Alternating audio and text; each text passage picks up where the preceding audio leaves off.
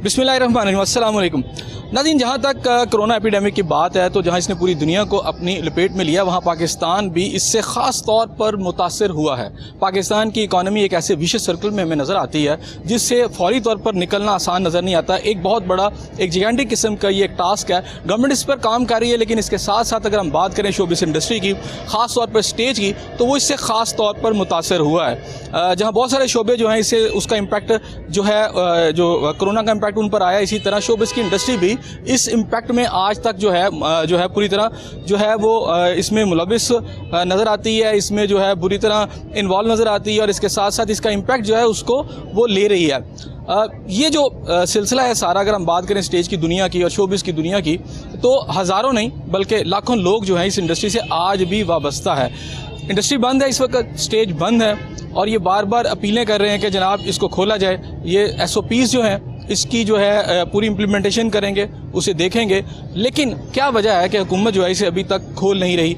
आज हम अदाकारों के पास आए हैं, आज उन लोगों के पास आए हैं जो पाकिस्तान की इंडस्ट्री को लेकर हमेशा से चलते रहे हैं। पाकिस्तान का नाम जो है ना सिर्फ पाकिस्तान के अंदर रोशन किया बल्कि पूरी दुनिया में रोशन किया है। आज इनसे पूछते हैं कि जनाब ये जो इम्पैक्ट आया है इससे ये किस तरह मुतासिर हो सकते हैं, और क्या कोई ऐसी सूरत हाल नज़र आ सकती है जिससे हम निकलें और हुकूमत को कोई ऐसा मशवरा दें या गवर्नमेंट उनकी रेस्क्यू के लिए आए, ताकि ये जो लाखों लोग जो हैं जिनके चूल्हे जो हैं इस वक्त बुझ चुके हैं वो दोबारा से जलें और वो रोज़गार जो है हासिल कर सकें। इस वक्त राशिद महमूद साहब, प्राइड ऑफ परफॉर्मेंस, हमारे साथ मौजूद हैं। पाकिस्तान की फिल्म इंडस्ट्री का, स्टेज का, अगर मैं बात करूँ TV का तो एक बहुत बड़ा नाम हमारे साथ मौजूद है। पहले इनसे पूछते हैं। अस्सलाम वालेकुम राशिद साहब। राशिद साहब, क्या कहते हैं इसके ऊपर आप? देखें, ये जो कोरोना के आफ्टर इफेक्ट है, बल्कि रनिंग आफ्टर इफेक्ट क्या, अभी तो वो बढ़ रहा है, दुनिया मुतासर है इससे। एक इब्तला है जो समझ ही नहीं आ पा रही कि इसका इलाज क्या है। तो जाहिर है इस ज़िंदगी जो है वो सबसे कीमती चीज़ है। बीइंग ए मुस्लिम तो हमारे बिलीव्स हैं कि हमने एक दिन जाना है उसके पास, तो सो मुस्लिम्स जो है उसको मौत से डर नहीं होता। लेकिन जो ज़िंदगी रब ने दी है, ये उसकी अमानत जो है उसकी भी तो हिफाजत करनी है हमने। पर्टिकुलरली अगर हम थिएटर की बात करें, देखिए थिएटर के जितने लिविंग लेजेंड्स हैं, जिनके बड़े बड़े नाम हैं, मुंह से आग निकालते हैं, दुनिया भर में फिरते हैं, वो इनके इस इब्तला के दौर में सबसे पहला फ़र्ज़ हुकूमतें और ये सारे इदारे बाद में उनका था, जो सिर्फ़ और सिर्फ ये सारे उनकी सराउंडिंग में होते हैं तो वो अपने उस मकाम तक होते हैं। वन मैन शो नहीं होता है स्टेज, थिएटर, फिल्म में, उसमें एक टीम है जो इन्वॉल्व होती, उसमें मेजॉरिटी जो है सपोर्टिंग वाली जो है, ये सारे वो डेली वेजेस वाले लोग हैं जिनको बेचारों को, और इनको कोई पाउंड नहीं मिलते। अगर स्टेज का एक एक्टर 15 लाख या 20 लाख लेता, वो ख़वातीन भी ले रही, मर्द भी ले रही, तो इन बेचारों को 1500 भी नहीं मिलते। आई नो इट, मैं बाखबर आदमी हूँ, सब हवालों से जानता हूँ। अब जाहिर है जब थिएटर वेटर इस तरह को होगी, एक तो उनके इस एहतजाज में, इस डिमांड में, ये मुझे घेर खार के 1-2-4 बार ये ले आए इस पे मौक़े पे, और मैं चूँकि फैक्ट्स बिलीवर हूँ, मैं जैसे दूसरों की और इस मुल्क की खुशी एंजॉय करता हूँ, तो इस मुल्क के अगर कहीं को कबाहत है वो उनकी बंदों का है, मेरी ज़मीन का है, तो मैं उसको भी उसी तरह फील करता हूँ। तो मेरे दिल को तकलीफ़ है कि इन बेचारों की बहुत बुरी हालत है, ये रोज़ शोर मचाए। इनके साथियों ने तो शायद इनकी मदद नहीं की है।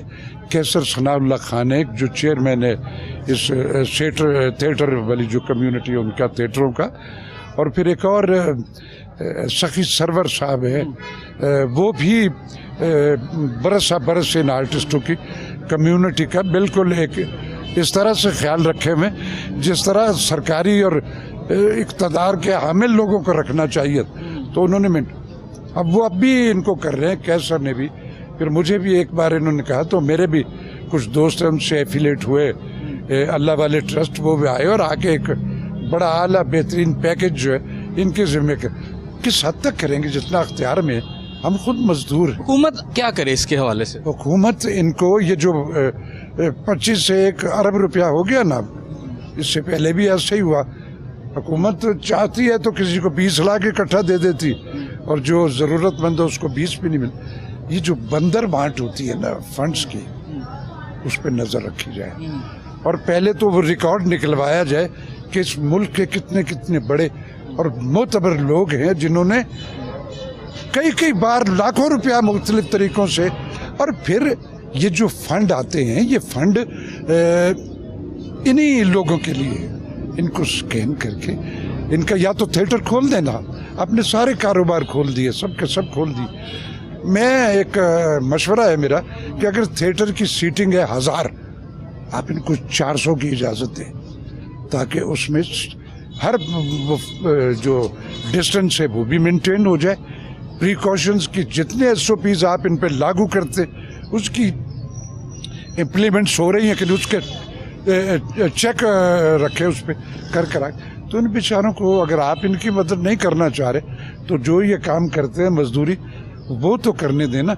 वो हमारा जो PTV है उस पर फॉरेन कंटेंट्स चल रहे हैं। नाज़रीन, राशिद महमूद साहब ने बहुत ही एक फ्रूटफुल किस्म की जो है एडवाइसेस दी हैं गवर्नमेंट को, और इसके साथ साथ जो उनका ये कहना है कि SOPs के ऊपर अमल दरामद हो सकता है। और उसमें ख़ास तौर पर यह है कि अगर हॉल है उसकी सिटिंग कैपेसिटी ज़्यादा है तो उसके अंदर आप सिटिंग कैपेसिटी कम कर दें, और उसके साथ साथ ये डिस्टेंस उससे मेंटेन हो जाएगा।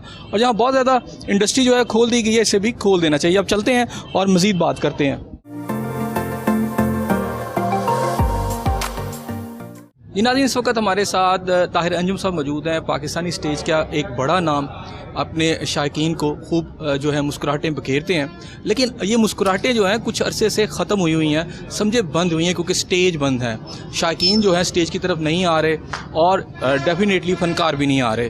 तो ये एक बहुत बड़ी ज़िंदगी जिसे हम स्टेज की दुनिया कहते हैं, ये इस वक्त खामोश है। इस खामोशी को कैसे तोड़ा जा सकता है? क्योंकि अगर ये खामोशी नहीं टूटती तो मैंने जैसे पहले जिक्र किया कि लाखों लोग इससे वाबस्ता हैं, वो इस वक्त जिस सूरत-ए-हाल में जा चुके हैं। अगर ये सिलसिला इसी तरह बढ़ता है तो डेफिनेटली बहुत सारे चूल्हे जो हैं बंद हो जाएंगे, बहुत सारी मुश्किलात जो है उसमें इंतहा का इजाफा हो चुका होगा। और मौका है कि अब गवर्नमेंट इसको सीरियसली थिंक करे, इस वाली फील्ड के ऊपर भी तवज्जो दे, ताकि स्टेज जो है दोबारा से आबाद हों। क्योंकि अगर स्टेज, शोबिस की दुनिया, एंटरटेनमेंट की दुनिया आप आबाद करते हैं तो डेफिनेटली इससे टेररिज्म जो है पाकिस्तान के अंदर जो है उसकी वेव कम होती है, इंतहा पसंदी की सोच जो है उसमें कमी आती है। लोग जब इस तरफ आते हैं तो एक नरम सोच जो है लोगों के अंदर वो दोबारा से पनपती है। ताहिर साहब क्या कहते हैं इसके ऊपर आप? जी बिस्मिल्लाहिर्रहमानिर्रहीम। सबसे पहले मैं शुक्रिया अदा करता हूँ आपके चैनल का, स्पेशली कोहिनूर का, कि आपने थिएटर के हवाले से एक प्रोग्राम डिज़ाइन किया जो इस वक्त थिएटर की सूरत हाल जा रही है।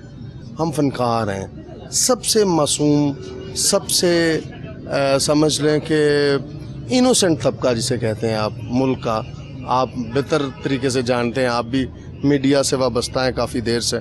तो फ़नकार जो होता है वो सिर्फ़ अपनी ज़ुबान से, अपने फ़िक्रे से, अपने अंदाज से, उससे आगे कुछ नहीं कर सकता। अगर आप हम पे ये तवक्को करते हैं कि हम जो है कोई सड़क ब्लॉक करें, हम कोई मुल्क में अफरा तफरी की सूरत हाल पैदा करें या लोगों को उकसाएं, ये हम नहीं कर सकते। लेकिन यकीन करें जो इस वक्त सूरत हाल है हमारे थिएटर्स की और हमारे आर्टिस्टों की, वो बताना जो है ना वो मेरे लिए बहुत ही मुश्किल है। और मैं बड़ा तकलीफ़ दे जो है ये मरहले से गुज़र रहा हूँ। तकलीफ़ इस चीज़ की है कि मेरे कम से कम 10,000 आर्टिस्ट, जूनियर, सीनियर्स और वो लोग जो मतलब 20-20 साल से, 15-15 साल से फ़न सकाफ़त की खिदमत कर रहे हैं, आज उन्हें ये मिल रहा है रिवार्ड, ये उन्हें क्रेडिट मिल रहा है कल्चर और सकाफ़त की खिदमत करने का, कि वो अपने घरों का सामान बेचकर, वो सफ़ेद पोश लोग हैं, ये ना तो कोई ऐसे क्रिमिनल्स हैं क्योंकि चलो डकैतियाँ करें, चोरियाँ करें, फ़नकार लोग हैं, अपने घर का सामान बेच रहे हैं। बहुत ही बुरे हालात हैं फ़नकार। ताहिर साहब, अभी राशिद साहब मौजूद थे, अभी थोड़ी देर पहले उनसे बात हो रही थी, तो वो ये कह रहे थे कि चले गवर्नमेंट ने तो जो करना है, सबसे पहले इस इंडस्ट्री के अंदर, ख़ासतौर पर स्टेज के अंदर, ऐसे फ़नकार भी हैं जो शायद कभी 5 लाख, 10 लाख, 15 लाख तक भी मुआवजा लेते रहे हैं, यानी बड़े वेल टू डू हैं, उनको बड़े सौखे लोग जिन्हें कहते हैं जी, वो हैं। उनको ये चाहिए था कि यहाँ पर 1500 लेने वाला भी आदमी मौजूद है, तो सबसे पहले वो आते हैं इनके रेस्क्यू लिए, वो कुछ रोल प्ले करते, सारा कुछ हुकूमत ने तो नहीं करना। आप क्या बात कर रहे हैं? राशिद साहब मेरे बड़े सीनियर मोस्ट, मेरे बाप की जगह हैं, लेकिन मैं थोड़े पॉलिटिकल मामलात को बेहतर समझता हूँ। रियासत की क्या ज़िम्मेदारी है? इमरान खान साहब वज़ीर आज़म हैं इस पाकिस्तान के, वो फ़नकारों के भी वज़ीर आज़म हैं। ये जो बात है ना आपने की कि कुछ कितने 10 लोग होंगे, 15 लोग होंगे। अभी आपको क्या पता कि उन 10-15 लोगों ने कितनी जो है खामोशी से कितने लोग रात को उनके घरों में जाते होंगे। आप क्या समझते कि 6 महीने जो है ये इसी तरह ही गुजर गए हैं ये 10,000 बंदे के?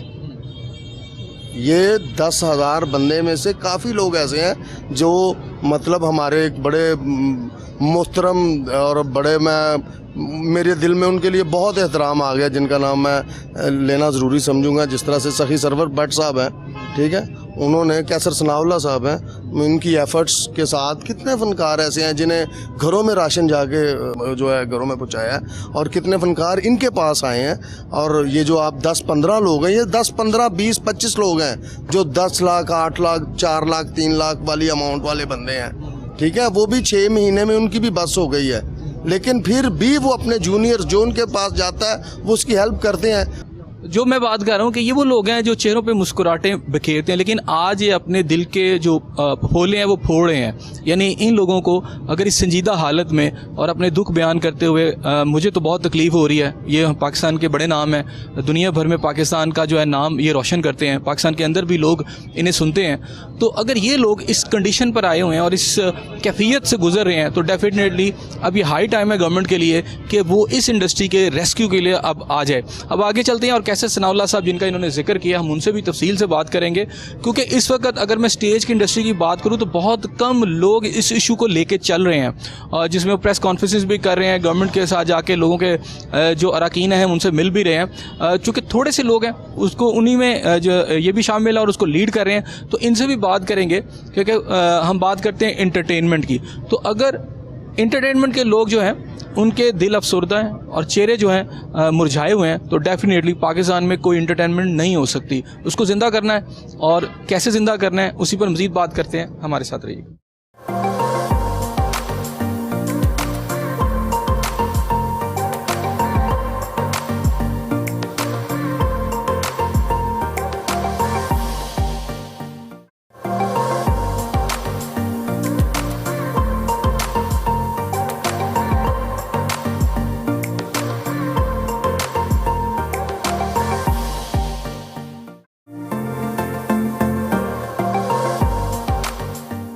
जी नाज़रीन, इस वक्त हमारे साथ कैसर सनाउल्लाह साहब जो कि चेयरमैन है artist producer Punjab theatre association के, वो मौजूद हैं और इनसे जानते हैं कि इस वक्त शोबिज़ की दुनिया, एंटरटेनमेंट की दुनिया, जिससे लोग खुशियाँ हासिल करते हैं, जिससे लोग जहन का एक सुकून हासिल करते हैं और जिससे ज़िंदगी में एक जो है वो एक रंग है, वो आज बड़ी उदास है, अंधेरे में है, खामोशियाँ हैं थिएटर्स के ऊपर।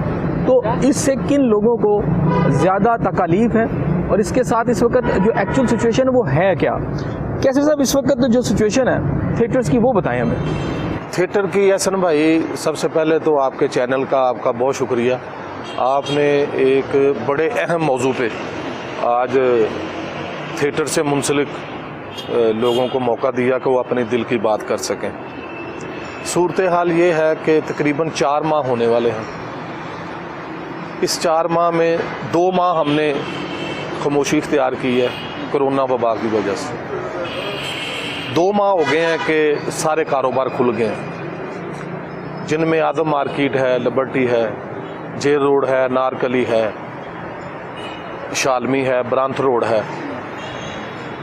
हफीज़ सेंटर है, हाल रोड है, माल रोड है। यहाँ से पूरे पंजाब को सामान सप्लाई होता है। अच्छा, मैंने हमेशा अप्रिशिएट किया कि ये गवर्नमेंट ने बहुत अच्छा किया, लोगों को रोज़गार मिला, लोगों का काम खुला। और ये जो जितने भी माल खुले हैं, ये पार्क्स खुले हैं, इनमें हज़ारों की तादाद में लोग रोज़ जाते हैं। थिएटर एक वाहिद शोबा है पूरे पाकिस्तान में कि जिसके काम का दुरानिया सिर्फ 2 घंटे का है। कारोबार खुले हैं 8 से 10 घंटे के लिए।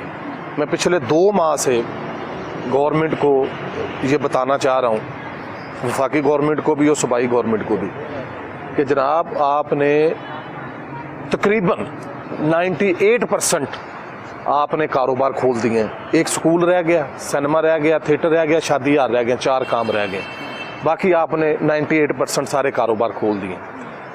तो बराए मेहरबानी जो सबसे कम दुरानिए का थिएटर का शोबा है 11 बजे से 1 बजे, तो इसको भी एहतियाती तदाबीर के साथ खोल दिया जाए। बदकिस्मती ये है, मैं 1987 से शोबिज़ से मुंसलिक हूँ, जिसमें फ़िल्म है, स्टूडियो है, सिनेमा है और थिएटर है। हर वो पढ़ा लिखा तरीका मैंने जो है अपनी सुपरविज़न में, सदारत में, लीड करने में, वो मैंने अपनाया। मैंने वज़ीर आला पंजाब को दरख्वास्तें दी हैं, मैंने चीफ सेक्रेटरी पंजाब को दरख्वास्तें दी हैं, मैंने एडिशनल चीफ सेक्रेटरी पंजाब को दरख्वास्तें दी हैं। थिएटर वाहद एक ऐसी जगह है जहां पूरे पाकिस्तान में कम दौरानिए के काम में सबसे ज़्यादा एहतियाती तदाबीर पे अमल हो सकता है। कैसे? इसलिए कि एक जगह, एक साइड जो होती है, एक जगह से एंट्री होती है, एक गेट होता है। पूरे पंजाब के थिएटर सिनेमा में एक जगह की एंट्री है, ठीक है। वहाँ पे हम सैनिटाइज़र, डिसइंफेक्शन का गेट लगाएंगे जो लाहौर के बड़े माल वालों ने लगाया। हम एक आदमी उधर सैनिटाइज़र दे के खड़ा करेंगे, वो जो डिसइंफेक्शन गेट है वो हर दाखिल होने वाले शख्स पे उसको स्प्रे करेगा, सैनिटाइज़र हाथों पे लगाया जाएगा। एक सीट छोड़ के हम एक सीट पे बंदा बिठाएंगे, 3 से 4 फुट का गैप होगा। हमने वो एहतियाती तदाबीर जो है SOPs बना के गवर्नमेंट को भिजवा दी हुई हैं, मैं अभी आपको भी दे दूंगा। टोटल 5 मिनट का काम था हमारा काम खोलने के लिए एहतियाती तदाबीर बनाना, वो भी मैंने बना के दे दी हुई हैं। शमीम साहब हैं कनेड कॉलेज वाले, उन्होंने माली इमदाद की। अख्तर साहब शालमी वाले, उन्होंने माली इमदाद की। अल्लाह जानता तंजीम है सखी सरवर भट्ट साहब की, वो रेगुलर लोगों को कैश भी दे रहे हैं, राशन भी दे रहे हैं। मेघा जी, उनके खामद नवीज साहब, असद साहब नारवे वाले, फ़रूक भट्ट साहब, शेख एजाज साहब आटे वाले, अली साहब कैंडा वाले, फुरगान तूर साहब, उनका चिकन का कारोबार है। उन्होंने जब मेरी ये प्रेस कॉन्फ्रेंसेस और मेरे जूनियर, सीनियर, गरीब, डेली वेजेस वाले फनकारों की दुख भरी दास्तान सुनी कि ये अब अपने घरों का सामान बेचने पे मजबूर हो गए हैं, इनके हालात बहुत बुरे हैं, तो उन लोगों ने मेरे साथ मिल के इनकी मदद की। और एक तंजीम है अल्लाह वाले, जिसके चेयरमैन हैं शाहद लोन साहब, उनके मैनेजर हैं राना हसन साहब, ठीक है। वो जो अल्लाह वाले हैं उन्होंने भी कैश बांटा, माजद साहब ब्रांथ रोड वाले, उन्होंने भी कैश बांटा, राशन बांटा। इन लोगों का रमज़ान गुजरा, इन लोगों की ईद गुजरी। 10 से 15 हज़ार लोगों ने ये ईद नहीं मनाई। किसी के पास बच्चों को दिलाने के लिए पैसे नहीं थे कि वो उनको जूती लेके दे सकते, कपड़े लेके दे सकते। ऐसे भी मेरे पास फनकार हैं जो कहते हैं कि हमारा गुर्दा बकवा दो, हम इतने मजबूर हो गए हैं। ऐसे भी फनकार हैं जिन्होंने घर का तवा तक बेचा बच्चे की दवाई के लिए। कैसे सर, मुझे यहाँ एक बात बताएं, जितने लोगों की आपने लिस्ट बताई जिन्होंने, मुखैर हजरात है जिन्होंने दिया, आपकी इंडस्ट्री के अंदर बहुत सारे ऐसे लोग हैं, फनकार हैं जो इस वक्त वेल टू डू हैं, बहुत पैसा उनके पास, आज वो टीवी पे भी शायद प्रोग्राम कर रहे हैं, बड़े बड़े उनके मुआवजे मिल रहे हैं और 10-15 लाख रुपया उनका मुआवजा रहा है। इस सारी लिस्ट में जो आपने मुझे गिनवाई, क्या उनकी जिम्मेदारी नहीं थी कि वो भी आगे आते हैं? बड़ी अच्छी बात आपने की कि जिनको अल्लाह ताला ने बहुत ज़्यादा दिया हुआ है, तो उन्होंने ऐसे मौके पे अपने साथ काम करने वाले फनकारों की मदद क्यों नहीं की? 3 लोग हैं जिन्होंने मदद की। कौन से हैं वो भी आज बताएं। नसीम विकी साहब, बिला वास्ता या बिल वास्ता, इफ्तिखार ठाकर साहब, कैसर पिया साहब। इसके अलावा नहीं? इसके अलावा पूरे पाकिस्तान में किसी ने मदद नहीं की। फैसलाबाद में एक अहम शख्सियत जिसका नाम मैं लेना भूल गया था, मलक नईम डब्बा साहब, उन्होंने भी फनकारों की मदद की। वो आर्टिस्ट नहीं, क्या इनकी जिम्मेदारी नहीं बनती? इनकी जिम्मेदारी बनती थी। मैं फिर वही कहूँगा कि बड़ी बेहिसी है।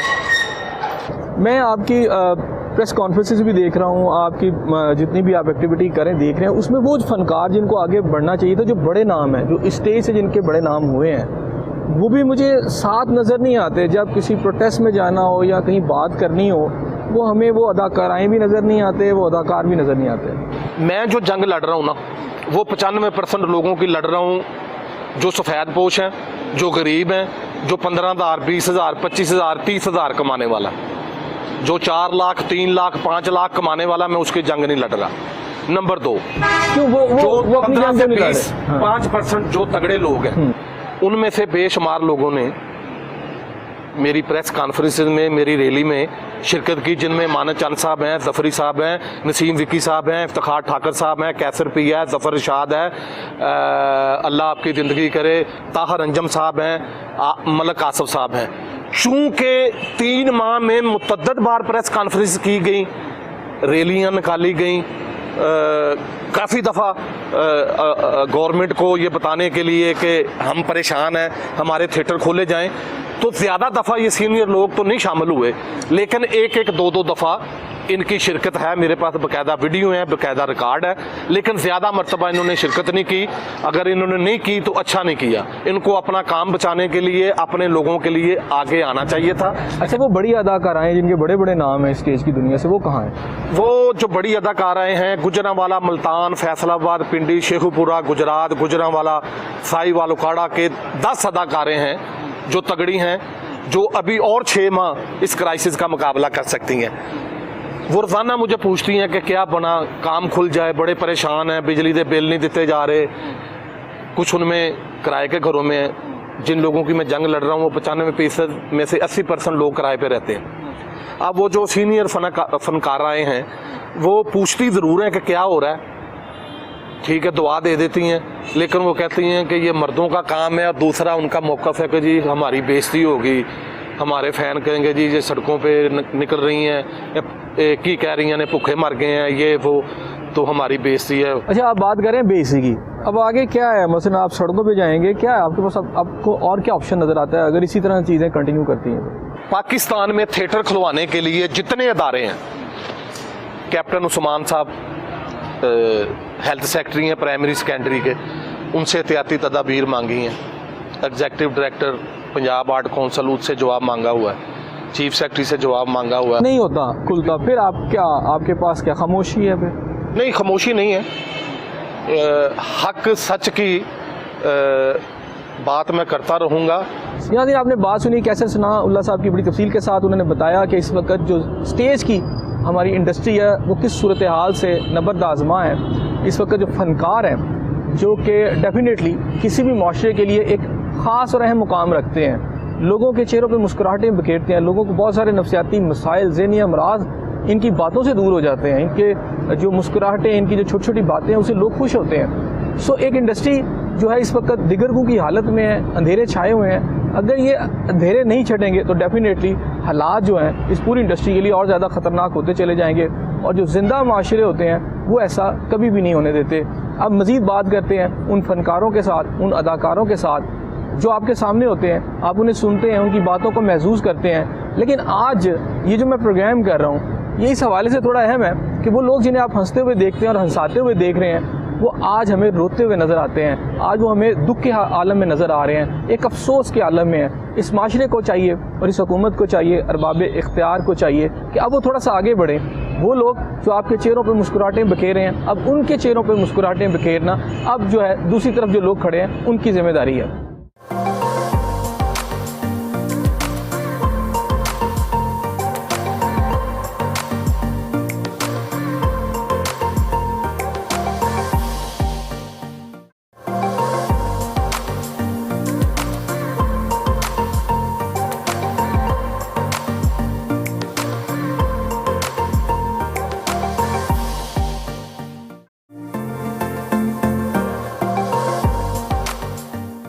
नाज़रीन, प्रोग्राम में आपको एक बार फिर खुशामदीद कहते हैं और उन फनकारों की तरफ चलते हैं जो इस वबा के वजह से जो हालात पैदा हुए उसके की वजह से वो बराह रास्त जो हैं मुतासिर हुए हैं। और इस वक्त उनके जज्बात क्या हैं, उनके एहसास क्या हैं, उनकी कैफियत क्या हैं, क्योंकि बहुत सख्त किस्म का एक मुआशी बहरान है जिसका उन्हें सामना है। और जो इनकी बातें हमने अब तक सुनी है वो ये है कि बहरान तो अपनी जगह पर, लेकिन जो अरबाब इख्तियार हैं, जो लोग हैं, the people who are at the helm of affairs, जो कि इसमें दादरसी कर सकते हैं, इनका गिला ये है, इनकी शिकायत ये है कि वो बिल्कुल उनके रेस्क्यू के लिए नहीं आ रहे। और अगर ये सूरत हाल मज़ीद कंटिन्यू की तो शायद बहुत सारे घरों में सिर्फ चूल्हे नहीं बुझेंगे, बल्कि शायद बहुत सारी ज़िंदगियां भी इस भूख और अफलास का शिकार हो जाएंगी।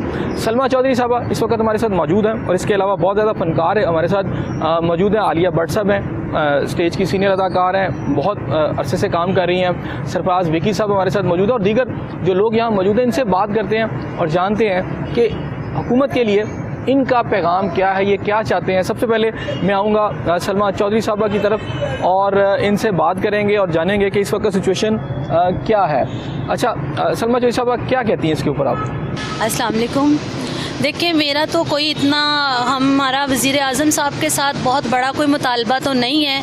हमारा यही मुतालबा है कि खुदाया हम पे रहम करें, और हमारी कोई तनकीद नहीं है अपनी हुकूमत के साथ, जहाँ पे 8-8 घंटे के 10-10 घंटे के कारोबार खोले गए हैं। हमारा सिर्फ 2 घंटे का काम है कि अगर 2 घंटे के काम में हम अपने बच्चों को इज़्ज़त से रोटी कमा के खिला सकेंगे तो ये हमारे लिए बहुत बड़ी बात है। वज़ीर आज़म साहब, आपकी सपोर्ट की है ना, शोबिस के अलावा इतनी किसी ने आपकी सपोर्ट नहीं की जितनी हम लोगों ने आपकी सपोर्ट की है। अब हमें आपकी ज़रूरत है, तो आपको चाहिए हमारी मदद करें। जब आपको ज़रूरत थी हम आपके साथ थे, अब हमें ज़रूरत है। खुदाया हम लोगों के घरों के 3-3 महीने के किराए चढ़ गए हैं, बिल आ गए हैं, हम लोग किधर से दें? अच्छा सलमा, आम लोगों का एक जो कॉमन मैन है, आपको स्टेज पे देखता है या आपको टीवी पे देखता है, उसको तासुर ये है कि भाई आप लोगों को बहुत पैसा, आप लोग बहुत कमाते हैं, आपको कोई मसला नहीं हो सकता। इसी तरह अगर आप गवर्नमेंट के बहुत सारे लोगों से बात करें तो कहते हैं जी इन्हें तो ज़रूरत ही नहीं है। सर, फ़नकार जो होता है ना, बहुत मासूम होता है। फ़नकार ने कभी किसी के आगे हाथ नहीं फैलाया, और फ़नकार अपनी हकीकत किसी को नहीं बताता। हम लोग तो रोते हुए चेहरों पे मुस्कुराहटें बिखेरने वाले लोग हैं, चाहे हम लोग अंदर से रो रहे हों। हम लोग सफ़ेद पोश लोग हैं, जो हम नज़र आते हैं वो नहीं है। हमेशा तस्वीर के 2 रुख होते हैं, सामने का बहुत अच्छा लगता है और पीछे का बहुत साफ़ होता है। हम वैसे लोग हैं। हमारे पास अगर इतने पैसे हों तो हम लोग भी घरों में सुकून से बैठें, रोज़ाना रिक्वेस्टें ना करें, अपीलें ना करें, हम लोग रोएं ना, हमारी दादरस्ती की जाए, हमारी मदद की जाए। अच्छा ये बताएं, बड़ी बड़ी अदाकाराएँ भी कुछ हैं जिनके बड़े नाम हैं, वो हमें इसे क्राइसिस में नज़र नहीं आती। वो भी स्टेज से वाबस्ता हैं, उनके भी बड़े बड़े नाम हैं, स्टेज से ही उन्होंने ये दुनिया कमाई है, ये नाम कमाया है। उनके हवाले से क्या कहती हैं? जी देखें, हमारी जो सीनियर आर्टिस्ट हैं, ठीक है, अल्लाह ताला ने उनको बहुत नवाजा है, इसलिए उनको ज़रूरत नहीं पड़ती कि वो बाहर आएँ, और अल्लाह ताला उनको और भी दे। ये हम उनके लिए कोई तनकीद नहीं कर रहे, वो उनका नसीब था। लेकिन हम जूनियर आर्टिस्ट हैं, हमारी बहुत कम पेमेंट होती है, जिसमें हमने अपना घर चलाना होता है। जुमे को हमारा ड्रामा शुरू होता है, जुमेरात तक हमें वेट करना पड़ता है कि हमें पेमेंट मिलेगी तो हम घर लेके जाएंगे, अपने बच्चों की कफ़ालत करेंगे और अपने घर को चलाएंगे। हमने वो 7 दिन में वो टारगेट पूरा करना होता है। घर का राशन, बिल, किराए, फैमिली मेम्बर्स की मेडिसन, अपने लिए कुछ ड्रेसेस, हर चीज़ को ख्याल रखना पड़ता है। ठीक हो गया। नाज़रीन, आलिया भट्ट साहब अभी हमारे साथ मौजूद हैं, इनसे भी बात कर लेते हैं। जी आलिया, आप इस पर क्या कहती हैं? जी बस मैं तो यही बात करूंगी कि हुकूमत को हम फ़नकारों पे तरस खाना चाहिए। जितने भी जूनियर फ़नकार हैं वो जिस हालत में हैं वो सब आपके सामने ही हैं। बार बार ऐसे घरों से बाहर निकलना, गर्मी की हालत में बहुत बुरा हाल है और काम बिल्कुल भी कोई नहीं है, तो बहुत परेशानी हुई है। हुकूमत से सिर्फ इतनी अपील करूंगी कि हमारे काम जो है ये थिएटर इंडस्ट्री वगैरह ये सब खोल दी जाए ताकि हम अपना काम करके अच्छा, जो अपने घर के चूल्हे चला अगर सकें। इंडस्ट्री खोल दें, और ख़ास तौर पर बहुत सारे लोग तो यहाँ एक तबका फिक्र है, वो कहते हैं जी घरों से भी निकले ही ना आप, और सोशल डिस्टेंस के नाम पर है कि जी आप कई माह घरों में मुक़य्यद रहें। जी। अगर चाहे गवर्नमेंट स्मार्ट लॉकडाउन में भी चली गई है कि चलें जी कुछ एरियाज़ को कर देते हैं, लेकिन एक तबका फिक्र है, वो समझता है कि लोग मिलेंगे, करीब होंगे तो उससे कोरोना फैलेगा, उससे जान को ख़तरा है। तो आपको खौफ नहीं आ रहा? मेरा सवाल आपसे ये है कि अगर आप स्टेज पे काम करेंगी या लोगों में इस तरह आएंगी तो वो थ्रेट तो आपके लिए भी है। देखिए, काम जिस तरह हमारा खुलेगा हम अपना सोशल डिस्टेंसिंग का भी ख्याल करेंगे, एहतियाती तदाबीर के साथ काम करेंगे। बिल्कुल भी मतलब कि ये चीज़ नहीं है कि जिस तरह थिएटर में लोग खड़े होते हैं या बात करते हैं आपस में, हम इस चीज़ का ख्याल करेंगे क्योंकि हमने जितनी तंगी देख ली है ना, जितनी हमने मजबूरियां देख ली हैं, अब हम नहीं चाहते कि हमारी लापरवाही की वजह से हुकूमत फिर से हमारे साथ करे, लेकिन ये है कि एहसास करना चाहिए बस हमारा। अच्छा, बहुत सारे लोग हैं वो अपना जो ज़रिया मुआश बदल रहे हैं, इस वक्त हालात ऐसे हैं, वो कुछ कर रहे थे, मेरे टीचर को देख रहा हूँ वो रेडियाँ लगा के बैठे हैं। आपके लिए भी कोई ऑप्शन नज़र आता है आपको कोई और? नहीं, हमें इसके अलावा कोई काम नहीं आता। यही जी, हम फनकार हैं, हमें सिर्फ अपना स्टेज का काम करना आता है, अदाकारी करनी आती है हमें, इसके अलावा हमारे पास और कोई चारा नहीं। अगर होता तो हम शायद ऐसे तरले ना कर रहे होते। ठीक हो गया। सरफराज विक्की साहब, आप तो बहुत हंसाते हैं लोगों को, और आज मैं जिनसे भी मिल रहा हूँ वो दुख के आलम में है, अफसोस का इजहार है उनके अंदर, और वो यही कर रहे हैं। डेफिनेटली जितनी तकलीफ़ है और मुआशी तंगी जो है वो सबको जो है सामना है उसका, आप इस पर क्या कहते हैं? अल्लाहुम्मा सल्ली अला सय्यदना मुहम्मद व आले मुहम्मद मादन अल जूद वल करम वल बारिक वसल्लम। सबसे नंबर 1 बात ये है कि मैंने ये 4 माह के अंदर ये अंदाज़ा लगाया है, हुकूमत को जितनी इल्तिजा हमने की, मुझे ऐसा लगा कि पाकिस्तान में फ़नकार का वजूद ही नहीं होना चाहिए, क्योंकि पाकिस्तान के अंदर वो फ़नकार की वैल्यू, मुझे बड़ा तकलीफ़ हुई कि मैंने इस फील्ड को चुना। हमने सोचा कि इस फील्ड से हम बहुत कुछ कर सकते हैं, लेकिन बड़े दुख की बात है कि फ़नकार को इतना गिरा दिया गया, इतना इग्नोर कर दिया गया फ़नकार को।